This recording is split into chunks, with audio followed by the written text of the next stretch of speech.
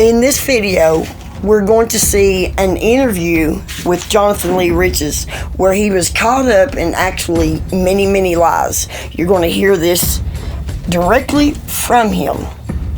Once you stay around, hit that like button, share this with any others that's covering Jonathan Lee Riches. But I must say, I want to give all credit to Deets. She's formerly known as Deets on the Streets.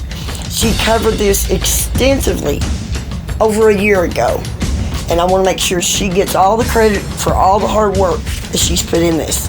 This video is, a little bit longer than my usual, but I wanted to make sure that I captured the majority of this interview. And this was my first reaction to it. Now, I say interview. It might have just been somebody that was recording him. I'm not sure. I'll have to look into it. But like I said, Deets on the Streets gets all the credit for this one. And we're going to dive into it. This is just one of many, guys, of the things that Jonathan Lee Riches has been involved in. And we're going to cover a few of them right here.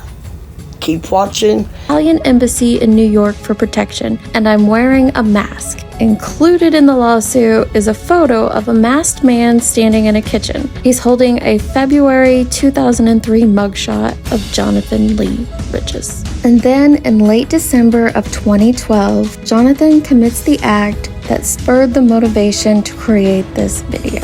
A decade after his first crimes of stealing personal profiles and going into banks to get cash advances from the identities that he stole, Riches begins venturing into the real world in search of material to post online. 2 days after the massacre of 26 children and educators at Sandy Hook Elementary School, Jonathan Lee Riches filmed himself driving to Connecticut. In the car, he displayed a photo of Adam Lanza, the accused killer, attached to a doll. He drove past recognizable landmarks, tried to approach the Lanza home, and turned back at a police checkpoint. Riches then drove to a makeshift memorial site in Newtown. Now, in his YouTube videos that he uploaded later online, he looked around the area for a while first. It then goes back to the memorial site where he identified himself to reporters as Jonathan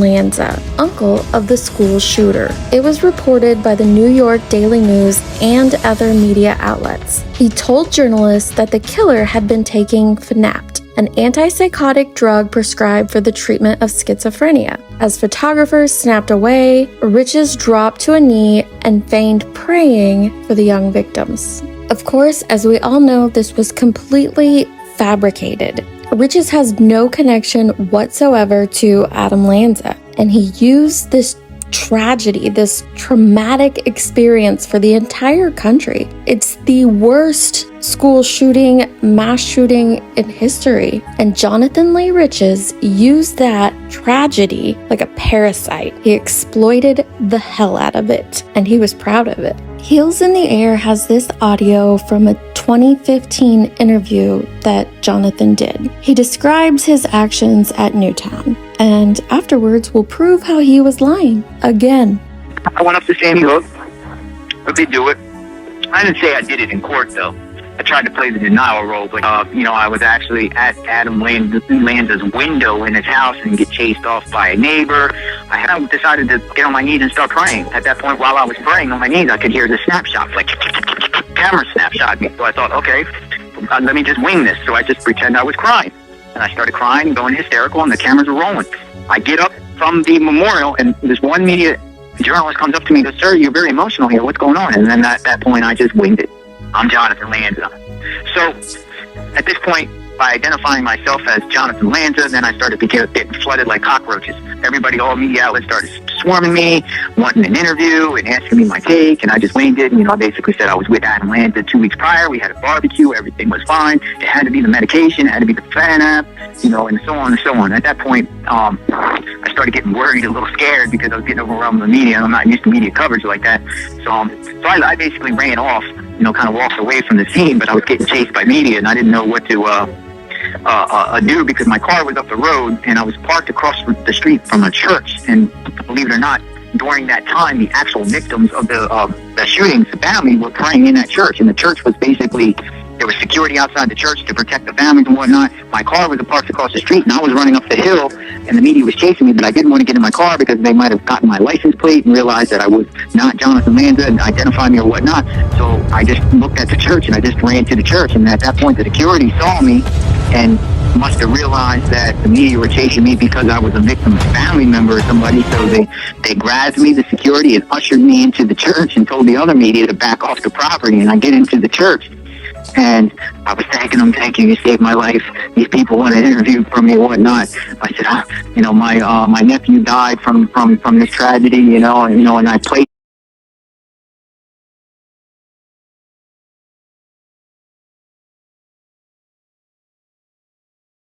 I switched the role playing at that point. Now I become a victim. There's victims' family members flooded in there, praying.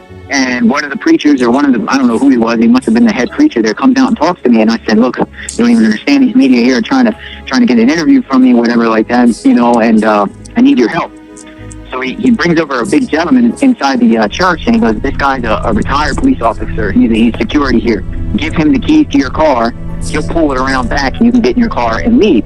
And I was at that, for a second, I was going to give him my keys, but I realized on the front seat of my car was Adam and Ryan Lanza dolls that I had with. So I said, no, I can't go that route. But I said, I need some help getting out of here, whatnot. And he said, well, come down to the basement. I'll give you a change of clothes, like a disguise. And this guy here, he had like some escort guy. He said, he'll take you through the woods, through the town, down the street, and you can go about your way. And I said, okay, cool.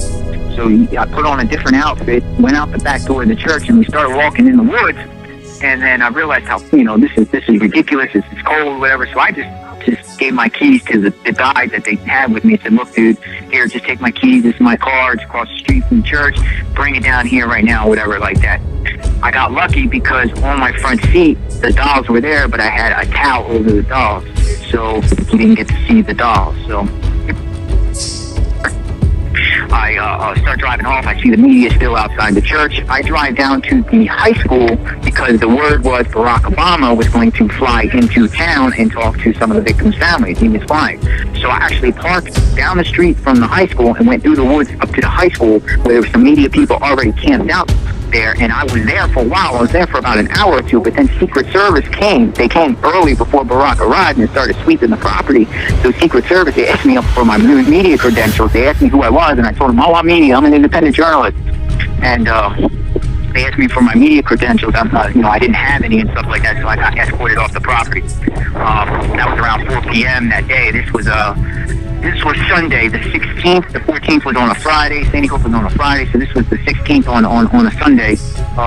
It was later on the day, and I started seeing pictures of me viral online, kneeling at the memorial and whatnot, news programs as Jonathan. But then I guess something happened in the next day or two where people started realizing, I wasn't who I was, and then that started going viral. A lot of these places that put me out as Jonathan Lanza started retracting it. I just think it's amazing that a media would actually put me out there as Jonathan Lanza without me providing them any credentials and, just saying who I am. I mean, that's a classic form of media trolling and incompetence on the media's part, I would say. So that was the deal. Basically, I posted the videos up on the Facebook, local police department. I don't know some way somehow I get some calls down to my police department that says the videos are all mine, and then I'm just taking a shower. I guess it's on the 19th of December, and there's a knock on my door, and there's about 20 police officers at my door, ready.